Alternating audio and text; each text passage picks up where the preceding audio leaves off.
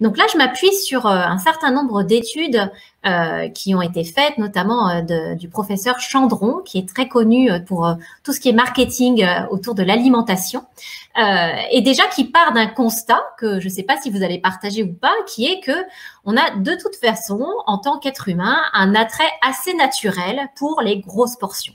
Parce qu'on a peur de manquer, parce qu'on a envie d'en avoir pour son argent, le fameux effet d'aubaine dont on parle assez souvent, on a plutôt tendance à aller vers les grosses portions, vers les portions bien généreuses qui vont satisfaire notre faim et nous éviter d'avoir la peur du manque finalement. Le problème de ces portions un petit peu généreuses, c'est que la taille de ces portions n'arrête pas d'augmenter d'année en année depuis quelques décennies. Et il donne un certain nombre d'exemples. Moi, celui qui m'a le plus marqué, c'est que le format classique pour une bouteille de Coca-Cola au début des années 90, c'était 19 centilitres. Donc 19 centilitres, c'est vraiment rien. Je crois que ça n'existe même plus aujourd'hui, ce format-là. Donc vraiment pour nous montrer que la taille des portions, elle va en augmentant. Le problème aussi, c'est qu'on sous-estime très souvent la taille des portions qu'on a en face de soi. On a des biais de perception et on n'arrive pas vraiment à se rendre compte quand on augmente, par exemple, la portion, on n'arrive pas à se rendre compte à quel point elle a été augmentée. Donc, on a un petit peu perdu finalement cette conscience de ce qu'il y a dans notre assiette et on n'est pas forcément complètement régulé par rapport à tout ça. Donc, voilà, comment est-ce qu'on choisit les portions? Déjà, on a plutôt tendance à choisir les grosses portions parce qu'on ne sait jamais ce qui peut arriver. Et si demain, on n'avait plus de quoi se nourrir, on va jouer la sécurité finalement. Alors, je ne sais pas déjà si ça vous parle, ce genre de choses. Est-ce que, par exemple, quand vous êtes devant un buffet ou quand vous avez la possibilité de choisir votre plat, vous allez plus spontanément et plus naturellement vers les grosses portions? Alors, n'hésitez pas à me le partager dans les commentaires, bien sûr, ça m'intéresse. Et encore une fois, on n'est pas là pour se juger, on est tous, autant que nous sommes, conduits naturellement à fonctionner comme ça. Après, il y a d'autres éléments qui rentrent en ligne de compte pour choisir nos portions. Alors, Audrey qui dit « je me sens moins seule », t'inquiète Audrey, on est beaucoup dans ce cas-là. Et Cécile qui joue plus la modération, j'ai l'impression, qui aime goûter un petit peu à tout, mais qui va pas forcément faire des grosses portions. C'est intéressant ça. En tout cas, ce qui est sûr, c'est que ce qui va influencer notre choix des portions, c'est au-delà du fait qu'on aime bien les grosses portions, ça va être aussi un effet de mimétisme.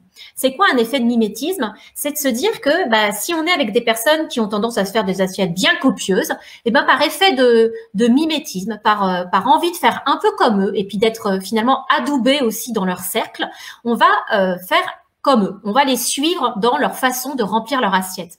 Cet effet de mimétisme, c'est aussi ce qu'on a pu expérimenter quand on était petit, dans notre enfance.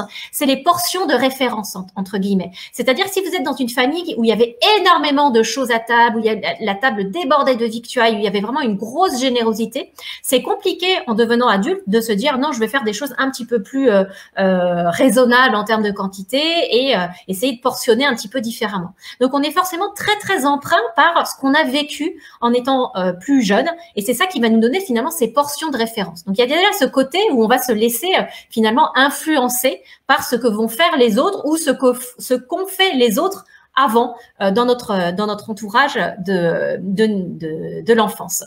La grande assiette, me dit Ingrid, de son héritage correspond à son assiette de dessert. Bah oui, c'est sûr, les choses ont vraiment complètement sorti on a complètement perdu le sens des proportions aujourd'hui.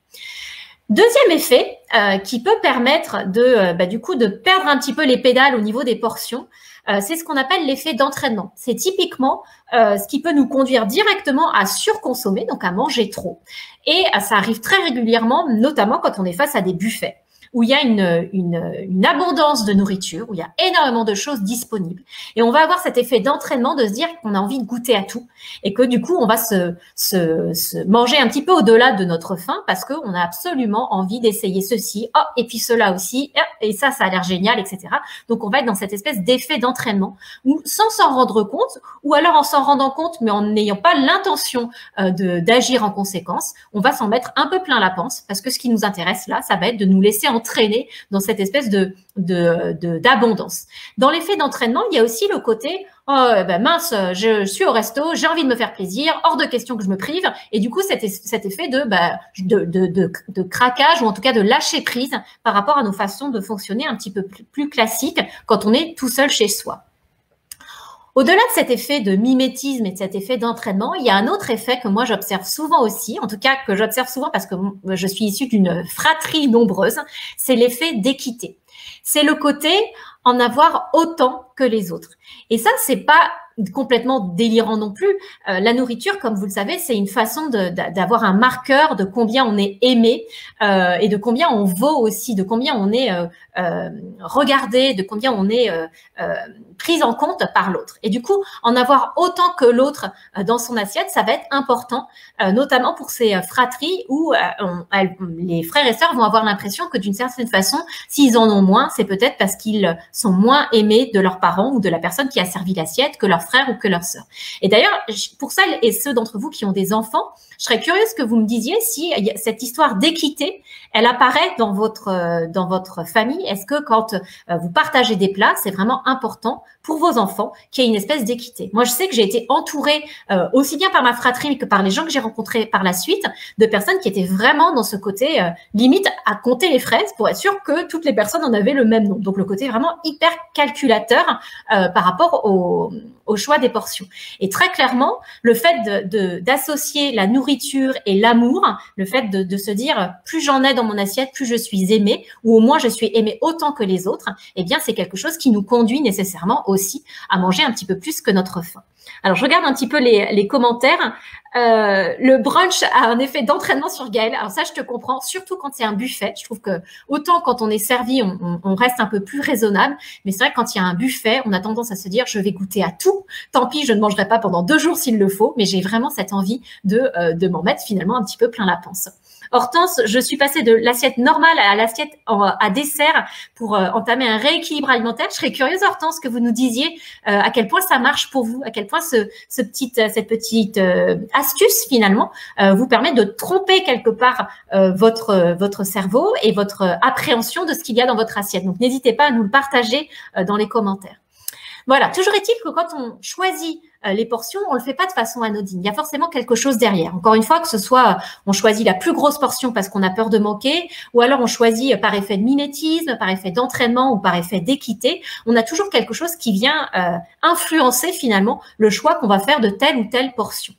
Et moi, ce que j'aimerais vous inviter à regarder, évidemment, Cuisine Thérapie oblige, c'est dans quelle mesure cette façon de fonctionner avec votre assiette, elle vient résonner avec d'autres aspects de votre vie. Est-ce que, par exemple, si vous avez tendance à faire un peu comme les autres, à suivre cet effet de mimétisme quand vous choisissez vos portions, est-ce que vous avez tendance à être un petit peu pareil aussi dans d'autres aspects de votre vie, que ce soit votre vie familiale, votre vie professionnelle, avec vos amis? Est-ce que vous avez cette tendance finalement à vous coller un petit peu à ce que font les autres pour rentrer dans la même ligne qu'eux?